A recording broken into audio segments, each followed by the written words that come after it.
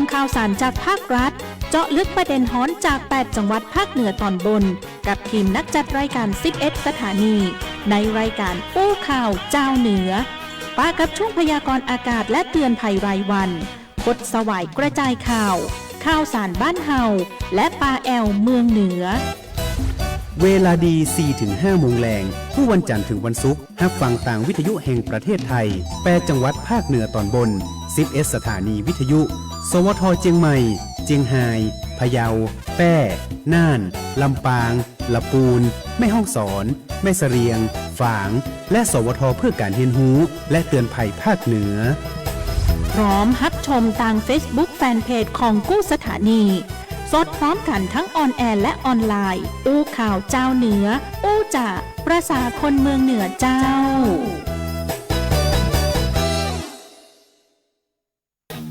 ยินดีต้อนรับสู่เมืองแพร่เก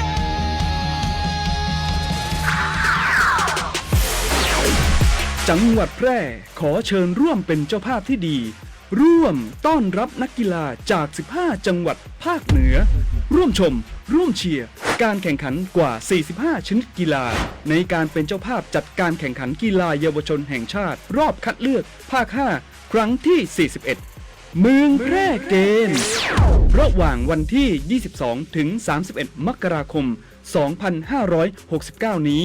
และการแข่งขันกีฬาอาวุโสแห่งชาติรอบคัดเลือกภาค5ครั้งที่8เวียงโกไสเกมระหว่างวันที่15ถึง22กุมภาพันธ์2569พลาดไม่ได้กับพิธีเปิดการแข่งขันสุดยิ่งใหญ่ตระการตาในวันพฤหัสบดีที่22มกราคม2569ณสนามกีฬาองค์การบริหารส่วนจังหวัดแพร่ติดตามข่าวสารการแข่งขันได้ที่เพจ Facebook เมืองแพร่เกมและเพจเวียงโกไสเกม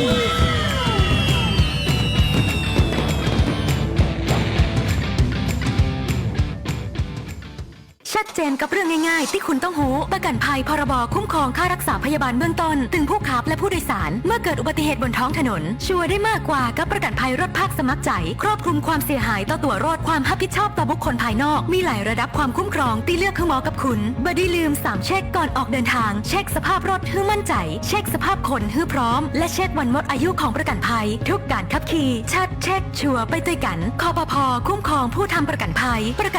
คุ้มครองคุณคุณกำลังเผชิญกับปัญหาหนี้สินอยู่ใช่ไหมอย่าเพิ่งหมดหวังทุกปัญหามีทางออกธนาคารแห่งประเทศไทยมีคำแนะนำและข้อมูลที่เป็นประโยชน์ที่จะช่วยคุณจัดการหนี้ให้ถูกวิธี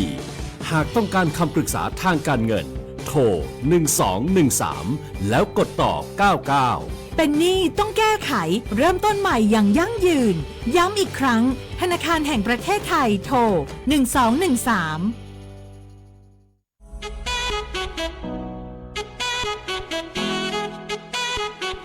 ขับไม่ดื่มดื่มไม่ขับอย่าลืมนะคะด้วยความปรารถนาดีจากสถานีวิทยุกระจายเสียงแห่งประเทศไทยจังหวัดแพร่ FM 91 เมกะเฮิรตซ์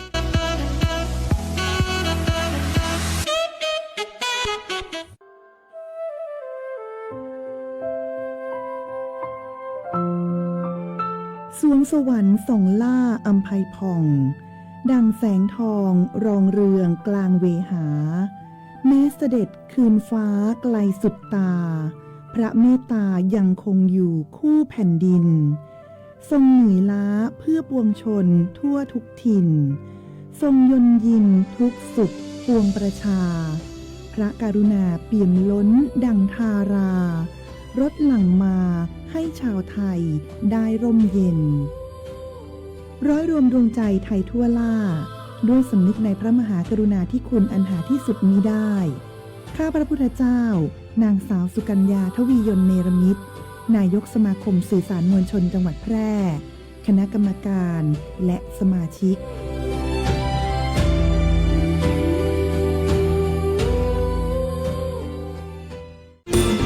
วิทยุแห่งประเทศไทยจังหวัดแพร่91 เมกะเฮิรตซ์ให้ความรู้คู่ความสุข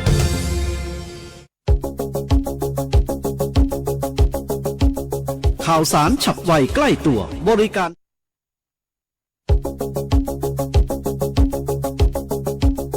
ข่าวสารฉับไวใกล้ตัวบริการทันใจร่วมแรงร่วมใจงานบ้านงานบุญประกวดราคาโปร่งใสและติดตามสภาพอากาศประจำวันโดยทีมข่าวสวทแพร่ FM 91 เมกะเฮิรตซ์สถานีข่าวดีของประชาชนคนเมืองแพร่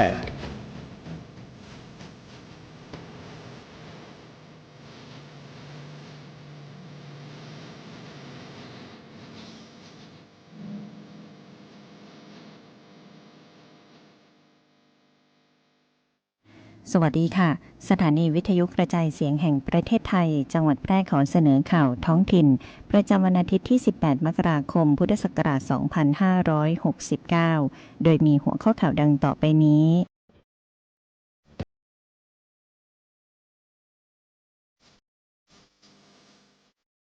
จังหวัดแพร่ประกอบพิธีเนื่องในวันยุทธหัตถีของสมเด็จพระนเรศวรมหาราชประจำปี 2569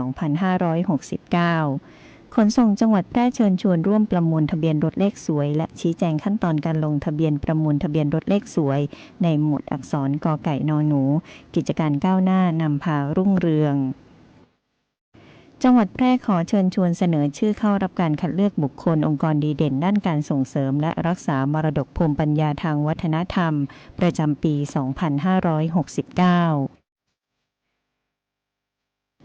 กระทรวงการท่องเที่ยวและกีฬาพร้อมรับนักท่องเที่ยวมหกรรมท่องเที่ยวและกีฬาระดับโลกส่งเสริมอันซีนกระจายรายได้สู่ชุมชนร่วมเชียร์นักกีฬาไทยอาเซียนพาราเกม 20-26 มกราคมนี้ที่นครราชสีมาต่อไปเป็นรายละเอียดของข่าวค่ะ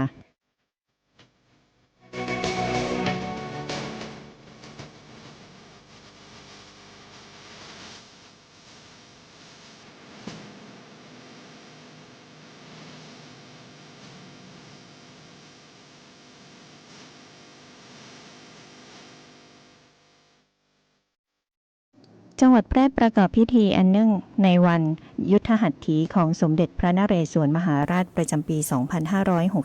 2569 สำนักงานประชาสัมพันธ์จังหวัดแพร่เปิดเผยว่าวันนี้เวลา 8:30 นาทีที่หอประชุมที่ว่าการอำเภอเมืองแพร่จังหวัดแพร่นายชัยสิทธิ์ชัยสำริดผลรองผู้ว่าราชการจังหวัดแพร่เป็นประธานนำคณะข้าราชการประชาชนทุกหมู่เหล่าประกอบพิธีเนื่องในวันยุทธหัตถีของสมเด็จพระนเรศวรมหาราชประจำปี 2569 โดยประกอบพิธีวางพานพุ่มถวายราชสักการะจุดธูปเทียนเครื่องทองน้อยและกล่าวถวายราชสดุดีเทิดพระเกียรติเบื้องหน้าพระบรมสาธิสลักษณ์สมเด็จพระนเรศวรมหาราชเป็นการแสดงความจงรักภักดีและน้อมรำลึกในพระมหากรุณาธิคุณสมเด็จพระนเรศวรมหาราชหรือสมเด็จพระสันเพชรที่2มีพระนามเดิมว่าพระนเรศหรือพระองค์ดำเป็นพระราชโอรสในสมเด็จพระมหาธรรมราชาธิราชเสด็จพระราชสมภพเมื่อพุทธศักราช 2098 ที่พระราชวังจันทร์เมืองพิษณุโลกพระองค์ได้กู้อิสรภาพของไทยจากการเสียกรุงศรีอยุธยาในครั้งแรกและได้ทรงแผ่อำนาจของราชอาณาจักรไทยอย่างกว้างใหญ่ไพศาลนับตั้งแต่ประเทศพม่าตอนใต้ทั้งหมดนั่นคือจากฝั่งมหาสมุทรอินเดียทางด้านตะวันตกไปจนถึงฝั่งมหาสมุทรแปซิฟิกด้านตะวันออกและด้านทิศใต้ตลอดไปจนถึงแหลมมลายูทางด้านทิศเหนือถึงฝั่งแม่น้ำโขงโดยตลอดและยังรวมไปถึงรัฐไทยใหญ่บางรัฐ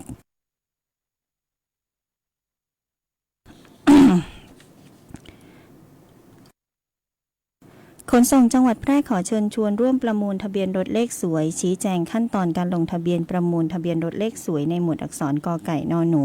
กิจการก้าวหน้านำพารุ่งเรืองจำนวน301หมายเลขนายสราวุฒิปานทิหัวหน้ากลุ่มวิชาการขนส่งเปิดเผยว่าสำนักงานขนส่งจังหวัดแพร่ได้เปิดประมูลทะเบียนรถเลขสวยของจังหวัดแพร่ในหมวดอักษรกไก่นหนูกิจการก้าวหน้านำพารุ่งเรืองจำนวน301หมายเลขโดยปิดประมูลในวันอาทิตย์ที่ 18 กุมภาพันธ์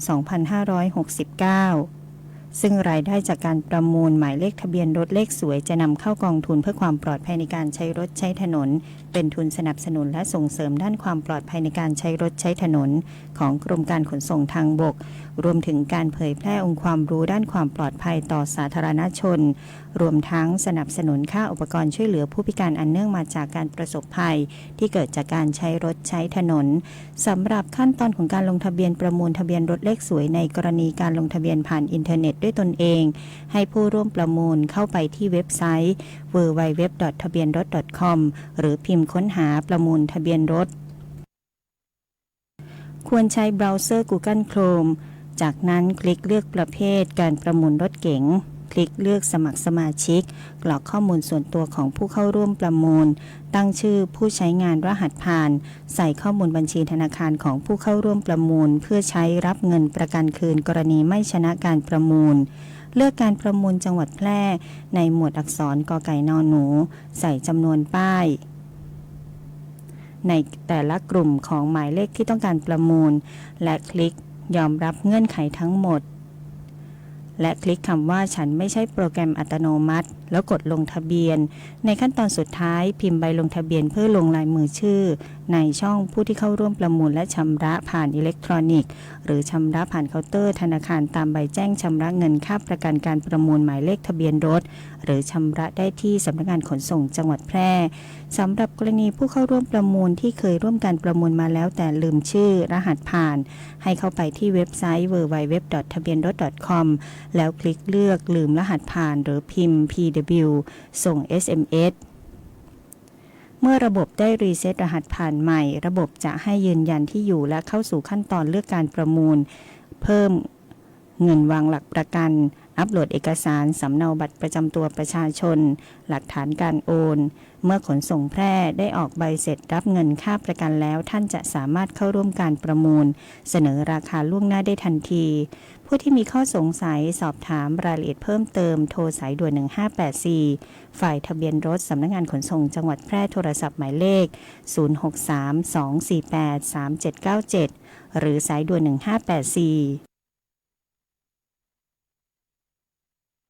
จังหวัดแพร่เชิญชวนเสนอชื่อเข้ารับการคัดเลือกบุคคลองค์กรดีเด่นด้านการส่งเสริมและรักษามรดกภูมิปัญญาทางวัฒนธรรมประจำปี 2569 จังหวัดแพร่ขอประชาสัมพันธ์เชิญชวนให้ผู้ที่สนใจได้เสนอชื่อบุคคลกลุ่มบุคคลองค์กรหรือว่าหน่วยงานที่มีผลงานทำคุณประโยชน์ด้านการส่งเสริมอนุรักษ์สืบสานถ่ายทอดฟื้นฟูและพัฒนามรดกภูมิปัญญาทางวัฒนธรรมเข้ารับการคัดเลือกเพื่อยกย่องเชิดชูเกียรติประจำปีพุทธศักราช 2569 ทั้งนี้จังหวัดแพร่ได้รับแจ้งจากกระทรวงมหาดไทยว่ากรมส่งเสริมวัฒนธรรมกำหนดจัดกิจกรรมยกย่องเชิดชูเกียรติบุคคลกลุ่มบุคคลองค์กรหรือหน่วยงานที่มีผลงานโดดเด่นด้านการส่งเสริมและรักษามรดกภูมิปัญญาทางวัฒนธรรมตามพระราชบัญญัติส่งเสริมและรักษามรดกภูมิปัญญาวัฒนธรรมพุทธศักราช 2559 ในมาตรา 10 เพื่อเชิดชูเกียรติผู้ที่อุทิศตนในการอนุรักษ์มรดกภูมิปัญญาซึ่งถือเป็นรากฐานที่สำคัญของสังคมและวัฒนธรรมไทยให้คงอยู่สืบไปจึงขอเชิญชวนส่วนราชการหน่วยงานรัฐวิสาหกิจองค์กรปกครองส่วนท้องถิ่นตลอดจนหน่วยงานหรือภาคีเครือข่ายที่เกี่ยวข้องได้ร่วมเสนอชื่อบุคคลองค์กรที่มีคุณสมบัติเหมาะสมกับการเข้ารับการคัดเลือกดังกล่าวผู้ที่สนใจติดต่อสอบถามได้ที่วัฒนธรรมจังหวัดแพร่หรือสำนักงานจังหวัดแพร่กระทรวงการท่องเที่ยวและกีฬาเดินหน้าส่งเสริมการท่องเที่ยวประเทศไทยซึ่งเป็นหนึ่งในรายได้หลักของประเทศและยังเป็นการสร้างรายได้ให้กับชุมชนโดยร่วมกับสำนักงานการท่องเที่ยวและกีฬาจังหวัดในกลุ่มอันดามันประชุมกำหนดทิศทางการดำเนินงานในปี 2569 ที่จังหวัดภูเก็ตโดยเน้นย้ำให้การท่องเที่ยวเป็นกลไกหลักในการขับเคลื่อนเศรษฐกิจของพื้นที่ภายใต้ยุทธศาสตร์การยกระดับสู่ความยั่งยืนเป็นมิตรต่อสิ่งแวดล้อมพร้อมผลักดันกลยุทธ์การขายพ่วงเชื่อมโยงเส้นทางท่องเที่ยวร่วมกันเป็นกลุ่มจังหวัดและยังพัฒนาศักยภาพบุคลากรประจำศูนย์ช่วยเหลือนักท่องเที่ยวและศูนย์ประสานงานช่วยเหลือนักท่องเที่ยว TAC ในหลักสูตรการพัฒนาความรู้ทักษะบุคลากรเพื่อรองรับมหกรรมการท่องเที่ยวและกีฬานานาชาติยกระดับทักษะความรู้การเตรียมความพร้อมของเจ้าหน้าที่ TAC จาก 20 จังหวัด ภาคตะวันออกเฉียงเหนือเพิ่มประสิทธิภาพและความเป็นมืออาชีพในการดูแลนักท่องเที่ยวทั้งชาวไทยและชาวต่างชาติพร้อมทั้งสนับสนุนการปฏิบัติงานของศูนย์ TAC ทุกจังหวัดสร้างความประทับใจในการกลับมาเยือนอย่างต่อเนื่องนอกจากนี้ยังมีการเร่งประชาสัมพันธ์แหล่งท่องเที่ยวอันซีนที่มีเอกลักษณ์เฉพาะตัวทั้งบ้านโฮมสเตย์และอ่าวเลทจังหวัดนครศรีธรรมราชให้เหมาะสำหรับการท่องเที่ยวที่โหยหาธรรมชาติและการเรียนรู้ขณะที่นิวยอร์กไทม์จัดอันดับให้กรุงเทพมหานครครองอันดับ3เมืองน่าไปที่สุดของโลกและเป็นอันดับ1ในเอเชียและอาเซียนโดยนิยามกรุงเทพมหานครว่ามหานครอันวุ่นวายที่กำลังก้าวสู่อนาคตสีเขียวอย่างจริงจังพร้อมกับเชิญชวนให้คนไทยร่วมเชียร์ทัพนักกีฬาคนพิการทีมชาติไทยในการแข่งขันกีฬาอาเซียนพาราเกมครั้งที่13จัดขึ้นในระหว่างวันที่20ถึง26มกราคม2569ณจังหวัดนครราชสีมาผมนายณัฐพล การกั้นนะครับนักวิชาการวัฒนธรรมชำนาญการนะครับขอแสดงความอาลัยแด่สมเด็จพระพันปีหลวงนะครับซึ่งเมื่อได้ทราบข่าวที่พระองค์ทรงสวรรคตนะครับก็รู้สึกเสียใจนะครับเป็นอย่างยิ่งนะครับซึ่งจากการที่พระองค์ทรงเป็นต้นแบบของการดำเนินชีวิตในลักษณะคู่บุญคู่บารมีของในหลวงรัชกาลที่9ของเรานะครับก็เป็นพระราชินีที่งดงามด้วยจริยวัตรต่างๆนะครับแต่งกายด้วยชุดผ้าไทยนะครับด้วยผ้าไทยที่ร่วมสมัยผ้าไทยในรูปแบบต่างๆที่พระองค์ทรงสวมใส่ในทุกโอกาสที่ได้ออกงานร่วมกับในหลวงรัชกาลที่9ของเรานะครับก็เป็นการส่งเสริมให้ประสงค์นิกรชาวไทยนะครับมีรายได้จากการทำผ้านะครับมีรายได้จากการผลิตผ้าไทยส่งเสริมการแต่งกายด้วยผ้าไทยในทุกโอกาสนะครับที่พระองค์ทรงมีโอกาสพระองค์ทรงฉลองพระองค์ด้วยผ้าไทยนะครับก็อยากจะเชิญชวนประสงค์นิกรทุกท่านทุกหมู่เหล่านะครับสวมใส่ผ้าไทยเพื่อเป็นเกียรติเพื่อความอาลัยแด่พระองค์ท่านด้วยนะครับข้าพเจ้านางสาวอธิพัฒน์เวียงคำประสงค์นิกรชาวจังหวัดแพร่ขอแสดงความอาลัยอย่างสุดซึ้งแด่สมเด็จพระพันปีหลวงพระองค์ทรงเป็นแบบอย่างแห่งความเสียสละความเมตตาความห่วงใยที่มีต่อคนไทยทุกคนข้าพเจ้าขอน้อมนำแนวทางของพระองค์มาเป็นแรงบันดาลใจในการทำงานเพื่อประชาชนและเพื่อประเทศชาติสืบไป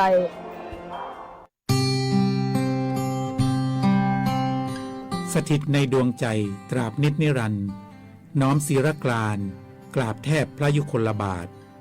น้อมสำนึกในพระมหากรุณาธิคุณเป็นล้นพ้นอันหาที่สุดมิได้ข้าพระพุทธเจ้า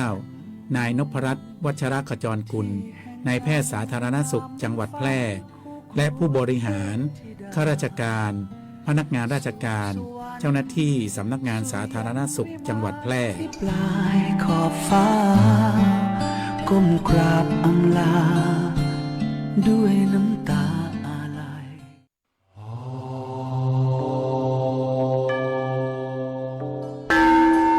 จังหวัดแพร่ขอเชิญสร้างบารมีเสริมมงคลชีวิตตามเส้นทางท่องเที่ยวนมัสการพระธาตุพันปีสักการะพระธาตุช่อแฮพระธาตุดอยเล็งพระธาตุสิงหอุตรนครพระธาตุสีชุมพระธาตุหลวงชัยช้างคำพระธาตุหัวควงพระธาตุปงสนุกพระธาตุพระร่วงพระธาตุปูแจ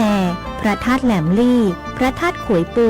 พระธาตุจอมแจ้งพระธาตุเนื้อพระธาตุไหสร้อยและพระธาตุห้วยอ้อสายมูห้ามพลาดไปเคาะระฆังให้ดังระเบิดให้ชีวิตสุดบันเจิดปังปังปังสาธุเที่ยวแพร่เที่ยวสนุกได้ความสุขทุกฤดูคนแพร่นี้ใจงาม